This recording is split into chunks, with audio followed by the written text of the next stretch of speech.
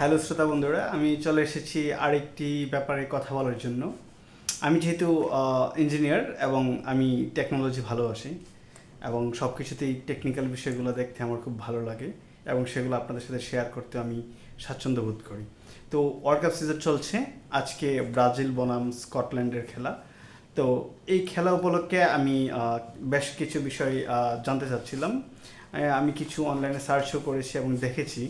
দেখতে গিয়ে খুব ইন্টারেস্টিংলি বেশ কিছু টেকনোলজিক্যাল চেঞ্জ পেয়েছি 2026 বিশ্বকাপে। আমরা জানি বিশ্বকাপ ফুটবলকে বলা হয় the greatest show on the earth.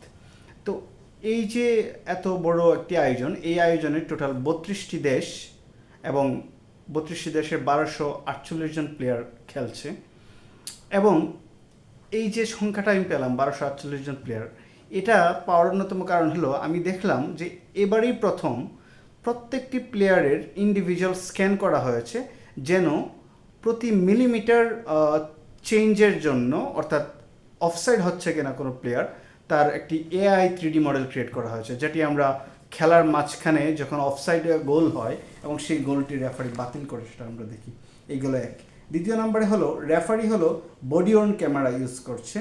এটি হলো লেনোভোর তৈরি। আমরা সকলেই জানি লেনোভো একটি বিখ্যাত কোম্পানি যারা ল্যাপটপ তৈরি করে। আমরা লেনোভোর ল্যাপটপ অনেকেই ব্যবহার করেছি। তো লেনোভোর তৈরি হলো বডি অন ক্যামেরা ব্যবহার করছে আমাদের রেফারিগণ যখন খেলা পরিচালনা করছেন। এছাড়া আরেকটি ব্যাপার হলো আউট অফ বাউন্ডারি পদ্ধতি। আমরা দেখেছি 2022 ওয়ার্ল্ড কাপে একটা ছিল গোল লাইন প্রযুক্তি, কিন্তু এবছর এই গোল লাইন প্রযুক্তিটাকে রিপ্লেস করেছে আউট অফ বাউন্ড পদ্ধতি। এটা কেন? এটা এর মাধ্যমে একটি বল কখন, কোন সময়ে, কোন জায়গায় টাচ করছে সেটি প্রতি সেকেন্ডে প্রায় 500 বার স্পিনের মাধ্যমে, অর্থাৎ 500 হার্জ বলা হয় এটাকে ইঞ্জিনিয়ারিং ভাষায়।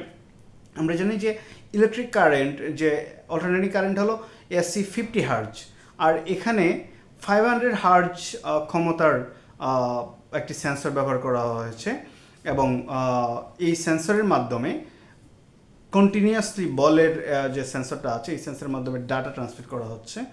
এবং এডিডাস যে বলটা ব্যবহার করেছে, এই বলটা একটি নতুন ধরনের প্রযুক্তির বল। এই বলের ভেতরে সেন্সর আছে এবং সেই সেন্সর আমাদেরকে এই ডেটাগুলো কন্টিনিউয়াসলি দিয়ে যাচ্ছে। তো এই চারটি। আরেকটি ব্যাপার হলো যে 2022 সালে যখন ওয়ার্ল্ড কাপ হয়েছিল তখন টোটাল একটি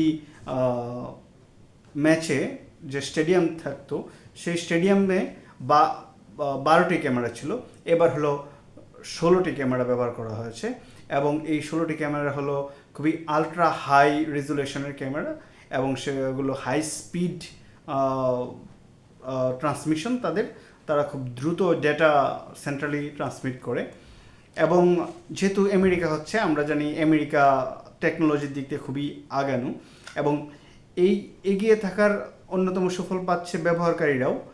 দেখা যাচ্ছে যে সিকিউরিটি খুব সুনিশ্চিত করার জন্য বেশ কিছু স্টেডিয়াম, যেমন মিয়ামি এবং আরও বেশ কিছু স্টেডিয়ামে আর্টিফিশিয়াল ইন্টেলিজেন্স এবং ফেস রিকগনিশন ব্যবহার করা হচ্ছে, অর্থাৎ অটোমেটিক্যালি স্ক্যান করা হচ্ছে ফেস ডিটেকশনের মাধ্যমে যে পার্টিসিপেন্ট খেলা দেখতে যাচ্ছেন তার টিকিট ফেস রিকগনিশনের মাধ্যমে চেক করে তিনি খেলা দেখতে পারছেন।